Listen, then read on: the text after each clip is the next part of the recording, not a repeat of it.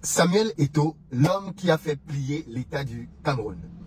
L'un de mes films préférés, c'est Gladiateur. Les plus anciens, les cinéphiles connaissent certainement Maximus, cet ancien esclave qui est parvenu à braver l'Empire romain en faisant chuter l'empereur. C'est une histoire qui est mythique. Et c'est très drôle parce que l'histoire de Samuel Eto'o aujourd'hui s'apparente à cela. Samuel Eto'o est clairement en train de faire plier l'État du Cameroun dans le dossier opposant la FECAFOOT, la fédération qu'il dirige, au ministère des Sports. Parce qu'aujourd'hui, la situation a pris un autre niveau. Et on est en train de vivre des choses rocambolesques au Cameroun. Ce qui se passe est juste du jamais vu dans l'univers mondial.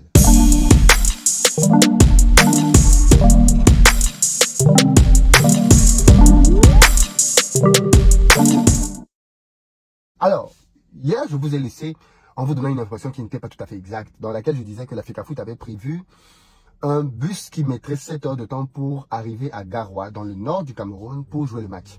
Ce n'est pas vrai, l'information n'était pas bonne, je n'avais pas bien vérifié. Si certaines sources l'annonçaient, je n'ai pas vraiment contre-checké. Et en réalité, ce n'était pas du tout le cas. C'était un vol prévu. Alors, quel est le problème aujourd'hui pour ceux qui découvriraient le conflit qui fait rage au Cameroun en ce moment? Parce que derrière tout ça, il y a une question d'argent. Le conflit actuel, qui est ouvert et vu de tout le monde entier, oppose Samuel Eto'o au ministre des Sports. Samuel Eto'o, président de la Fédération camerounaise de football, se retrouve dans l'incapacité de pouvoir gérer sa fédération comme il le souhaiterait, parce qu'en face, le ministre des Sports a décidé simplement de lui mettre les bâtons dans les roues, si on peut dire ça comme ça.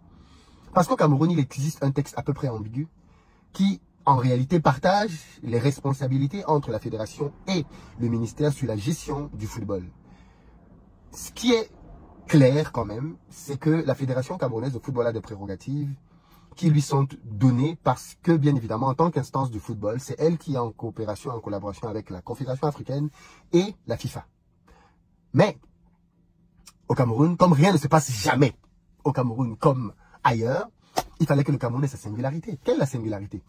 C'est qu'il y a un conflit ancien entre Samuel Eto'o et le ministre des Sports, mais aussi d'autres personnes, parce que plus je creuse dans cette histoire, et plus je me rends compte que c'est très très sale. Samuel Eto'o a fait une interview il y a de cela quelques temps dans laquelle il disait qu'en fait, depuis qu'il arrive à la Fédération camerounaise de football, il a fermé les mangeoires. En gros, il a supprimé beaucoup de réseaux de corruption qu'il y avait dans le football camerounais. Et il se trouve que ça lui a créé énormément d'ennemis.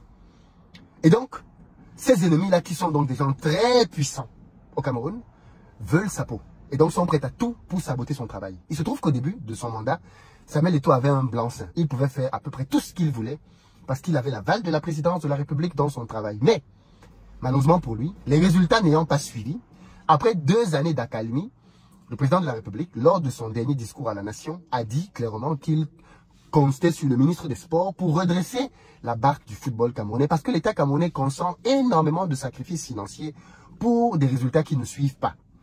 Le ministre des Sports a interprété donc ces propos du président comme étant un moyen de lui dire désormais c'est toi qui gères le football. Et à partir de là, le ministre donc est entré dans une série de mesures qui vont à l'encontre de ce que les textes prévoient pour le football international, comme par exemple la désignation du sélectionneur. Le ministre des Sports a désigné de manière unilatérale un sélectionneur et il est même allé jusqu'à organiser, du moins le ministère des Sports est allé jusqu'à organiser le match, les 2 derniers matchs. En prenant l'hôtel pour les joueurs, la Fédération camerounaise, étant rendu compte qu'elle était clairement mise à l'écart, a décidé donc de réagir en retirant le bus et les équipements. Et bien derrière, le ministère a quand même trouvé des ballons et autres pour que les gars puissent s'entraîner. Cette première phase s'est terminée avec le Cameroun qui a gagné un match et a fait un match nul. Ça, c'est pour les qualificatifs pour la Coupe du Monde. Là maintenant, on s'est dit, entre-temps, ils vont peut-être trouver le moyen de régler ce problème. Eh bien non. Prochaine échéance, septembre, le 7 septembre, qualification pour la Coupe d'Afrique cette fois-ci. Le Cameroun a 2 matchs, un au Cameroun et un deuxième à l'étranger, je crois en Afrique du Sud, quelque chose comme ça. Et donc, rebelote, juste que cette fois-ci, la scène est encore plus grave que la première fois. Samuel Eto'o, ayant vu toutes les stratagèmes que le ministère avait mis sur pied pour l'empêcher de pouvoir gérer l'équipe, il a décidé de contre-attaquer et il a pensé à des choses très astucieuses. La première, c'est qu'il a décidé que le match ne se jouerait pas à Yaoundé. Le Cameroun dispose de 6 stades de niveau international, 7 même, je crois, 7 stades de niveau international. Et donc, le Cameroun a plusieurs stades sur lesquels les matchs peuvent se jouer. Le Cameroun a fait la CAN récemment, donc il y a plusieurs stades, 2 à Yaoundé, 2 à Douala, un à Bafoussam, un à Limbé et un donc maintenant, bien évidemment, dans le nord, à Garoua. Samuel Eto'o a donc dit que le match va se jouer à Douala. Parce qu'il sait qu'à Douala, le ministère n'a pas ses repères. Il a choisi un hôtel qu'il avait déjà payé pour que les joueurs puissent habiter dans cet hôtel-là. Et bien, le ministère ayant compris ce que Samuel Eto'o préparait, a donc décidé que le match va se jouer à Yaoundé. On monte, on descend. Le ministre des Sports a dit de dire à la FIFA et à la CAF que le match va se jouer à Yaoundé. Le bras de fer a donc démarré là-dessus. Où va se jouer le match? Un troisième acteur a débarqué, l'ONIES. L'ONIES est l'organisme au Cameroun qui est en charge de mettre les stades à la disposition des équipes pour les compétitions. Quand Samuel Eto'o demande donc le match pour Douala, l'ONIES sort d'un communiqué en disant le stade de Douala n'est pas praticable. Un stade de 50 000 places, neuf, que le Cameroun a fait il n'y a pas longtemps. Il dit non, la pelouse n'est pas bonne, il a beaucoup plus, ça fait longtemps qu'on n'a pas joué dessus. Et on n'a pas assez de temps là maintenant pour mettre en œuvre cette pelouse-là. La pelouse qui est bonne, c'est la pelouse de Yaoundé. Écoutez bien, ça c'est Joseph-Antoine Bell, ancien star du football qui gère l'ONIES. Il se trouve que Joseph-Antoine Bell et Samuel Eto'o s'entendent pas. On a l'impression donc que Joseph-Antoine Bell ne manque pas une opportunité de mettre du sable dans la tchéquie de Samuel Eto'o. Samuel Eto'o dit ok d'accord. Vous avez dit que on ne peut pas jouer à Douala parce qu'il pleut. Ok, on va jouer dans le nord, le septentrion, zone très sèche du Cameroun. On va jouer à Garoua. Tu es nouveau sur cette chaîne et sûrement cette vidéo te plaît. Ici, ensemble, nous contribuons au développement de notre continent africain. Alors, si tu veux faire partie de cette incroyable aventure, je t'invite à t'abonner maintenant pour ne rien rater ultérieurement. L'ONIES ressort encore un communiqué dans lequel il dit non, le seul stade au Cameroun qui est bon, c'est le stade de Yaoundé. On ne peut pas jouer à Garoua parce qu'on n'a pas eu assez de temps pour préparer, on a besoin d'au moins un mois, comme disent tel texte. Tout le monde connaît les textes et tout le monde cite les textes. Samuel Eto'o dit, je vois votre plan, l'histoire d'aller jouer à Yaoundé là. Vous allez taper à côté. Entre-temps, les joueurs arrivent au Cameroun. Ils sont supposés avoir... Parce que c'est la FECAFOOT. Le sélectionneur prévoit sa liste de joueurs, donne à la fédération, et la fédération envoie des messages à chaque club pour demander au club de libérer les joueurs, en disant où les joueurs vont venir, où ils vont jouer, de quelle date à quelle date.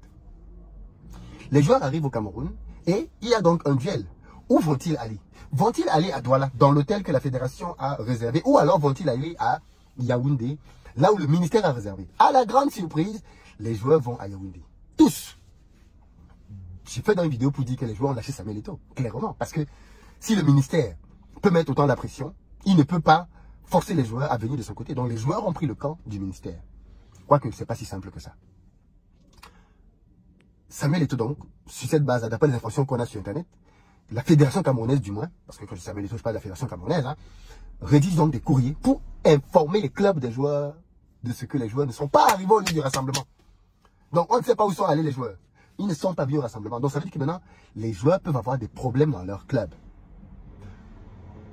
Entre-temps, Samuel Eto'o, le président de la fédération, sort un ultimatum aux joueurs en disant le 4 septembre, donc aujourd'hui, à 8 h, si les joueurs ne sont pas à l'hôtel qui est à Douala, la fédération va prendre les mesures qui vont bien.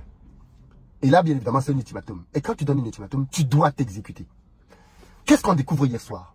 On découvre que l'hôtel dans lequel les Lions devaient jouer voit débarquer la sélection camerounaise, mais pas les seniors, pas les juniors, les U20. Donc les gamins. Samuel Eto'o fait venir les gamins, les U20, en disant que si le 4, les joueurs seniors ne sont pas à l'hôtel, les U20 vont jouer le match. Et là on se dit non, c'est une blague, ça va pas se faire, Samuel Eto'o ne peut pas faire ça. Ah bon? Ok. Ce matin, à 8 h, les joueurs ne sont pas arrivés. Qu'est-ce qu'on voit? Les U20 vont entrer dans l'avion pour aller à Garoua. Les U20 ne se sont pas entraînés. Rien. Mais ils entrent dans l'avion. Entre-temps, ce matin, Vincent Bakar, capitaine de l'équipe de football, va rencontrer avec une délégation de joueurs le premier ministre du Cameroun. Pour dire, gars, c'est en train de cuire. Et nous, on ne veut pas être pris en otage de vos histoires. L'avion est en train de tourner. Ça, c'est une histoire qui mérite un film Netflix. Franchement, cette histoire-là mérite un film Netflix. Mais vraiment, parce que rien n'est plus beau que la réalité. Les films créent des scénarios et autres, mais la réalité est toujours plus piquante. Impossible n'est pas camerounais. Alors même que l'avion est déjà sur le tarmac, on reçoit un coup de fil du premier ministère qui dit « Arrêtez-moi cet avion !» Que les petits là sortent, qu'ils rentrent. Seuls les seniors représentent le Cameroun. L'avion s'arrête. Les U20 sont débarqués de l'avion, ils retournent à l'hôtel, attendant les instructions de la fédération. Ça veut dire qu'au moment où on parle, on est dans les négociations. Ça discute fort. Maintenant donc, les tractations sont en train d'être faites. Entre la fédération camerounaise, alors j'ai ma source, hein, très introduite, donc ce que je veux dire là est très très vérifié. Les tractations sont en train d'être faites. Parce qu'en réalité, personne n'imaginait que Samuel Eto'o serait allé aussi loin. Personne n'imaginait, parce que la dernière fois, il a plié devant beaucoup de choses. Parce qu'il a été surpris. Mais cette fois-ci, je pense qu'il avait bien préparé son truc. Il a informé les clubs, dont la pression est maintenant sur les joueurs. Il a trouvé des alternatives, même si c'est pour que le Cameroun soit ridiculisé. Il ne faut pas que le Cameroun perde sur tapis vert, parce que ça peut être une élimination. Donc, on va jouer, mais avec des enfants qui vont prendre 7-8-0. Mais au moins, la fédération va démontrer à tout le monde que c'est elle qui a le dernier mot quand on parle de football au Cameroun.